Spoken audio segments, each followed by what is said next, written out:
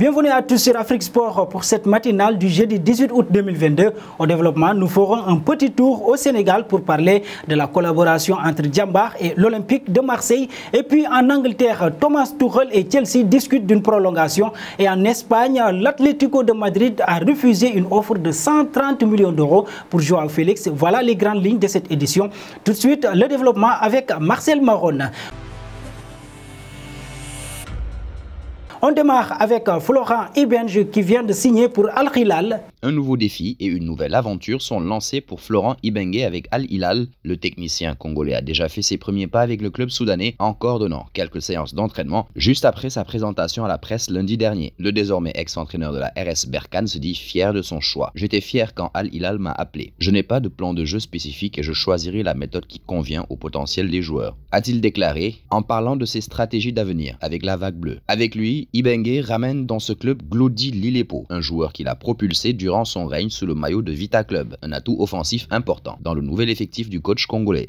Un passage au Sénégal pour parler de Djambar et sa collaboration avec l'Olympique de Marseille qui prendra fin ce mois de septembre. Comme annoncé, la collaboration entre Djambar et l'OM prendra fin ce mois de septembre et ne sera pas renouvelée. Ce partenariat avait donné son premier fruit en 2020 avec la signature de Bamba Dieng à Marseille. Aujourd'hui, la relation entre l'attaquant sénégalais et le club phocéen s'est aussi dégradée. Le champion d'Afrique a été écarté par le coach Igor Tudor et est invité à partir par la direction marseillaise. Une situation compliquée pour Bamba Dieng qui ne serait pas liée au désaccord entre Djambar et l'OM d'après Saersek. Bamba Dieng, aujourd'hui c'est un problème entre l'OM, le joueur et son agent. Djambar n'est pas au milieu de cette affaire, a expliqué le président de l'Institut Djambar, Saersek, à la Provence. Et nous restons à l'Olympique de Marseille. Les phocéens recrutent au Mali.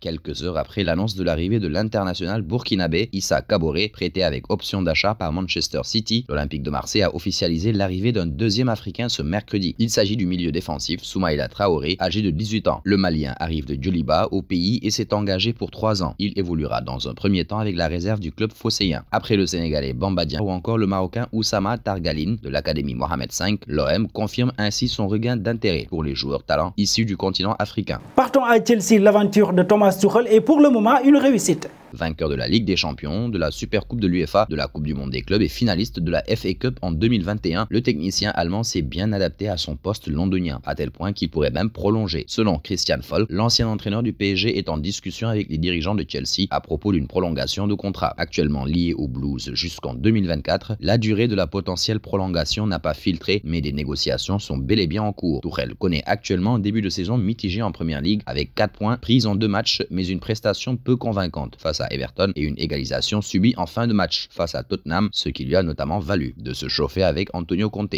Restons en Angleterre pour parler de Manchester United qui a fait une offre de 130 millions d'euros pour le joueur de l'Atlético Madrid, Joao Félix. Manchester United chasse à Madrid. Marca assure que les émissaires du club anglais étaient depuis mardi dans la capitale espagnole pour tenter de recruter le milieu défensif brésilien et l'attaquant portugais. Selon AS, Manchester United a transmis une offre de 130 millions d'euros à l'Atlético Madrid pour Joao Félix. Une offre directement refusée par le club madrilène qui souhaite absolument conserver son crack offensif, auteur de 3 passes décisives lundi soir face à Getafe lors de la première journée de Liga. Toujours selon le quotidien madrilène, l'Atlético Madrid a également fait savoir à Man U que pour recruter l'international portugais de 22 ans, il faudra débourser 350 millions d'euros.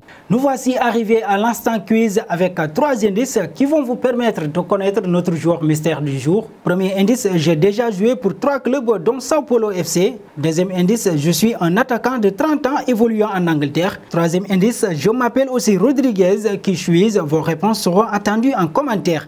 Et nos félicitations à tous ceux qui ont répondu. Dele Ali, c'était le joueur à trouver lors de la matinale de ce mercredi puisqu'il est un milieu offensif de 26 ans évoluant en Angleterre qui a déjà joué pour 3 clubs anglais dont Milton Keynes. Son nom est associé au Besiktas. Un dernier détour chez les Mancuniens, Ten Hag va devoir trouver une solution pour Cristiano Ronaldo. En attendant d'en savoir plus sur la stratégie que vont déployer les dirigeants mancuniens au mercato, Ten Hag va devoir trouver des solutions. En effet, lundi soir prochain à Old Trafford, Manchester United recevra Liverpool. Un choc entre 2 équipes moyennes en ce début de saison. Pour autant, les hommes de Jürgen Klopp paraissent bien plus sûrs de leurs forces. Pour tenter de faire un coup face aux Reds, Erik ten Hag veut pouvoir compter sur ses meilleures forces. Absent depuis le début de la saison pour cause de blessure, Anthony Martial va faire son retour dans le groupe et cela pourrait changer pas mal de choses pour combler les manques offensifs mancuniens avec un Marcus Rashford et un Cristiano Ronaldo qui ont la tête ailleurs. A noter que pour anticiper tous les scénarios en cette fin de mercato, Ten Hag veut l'arrivée d'un nouvel attaquant avant la fermeture du marché des transferts qui aura lieu le 1er septembre.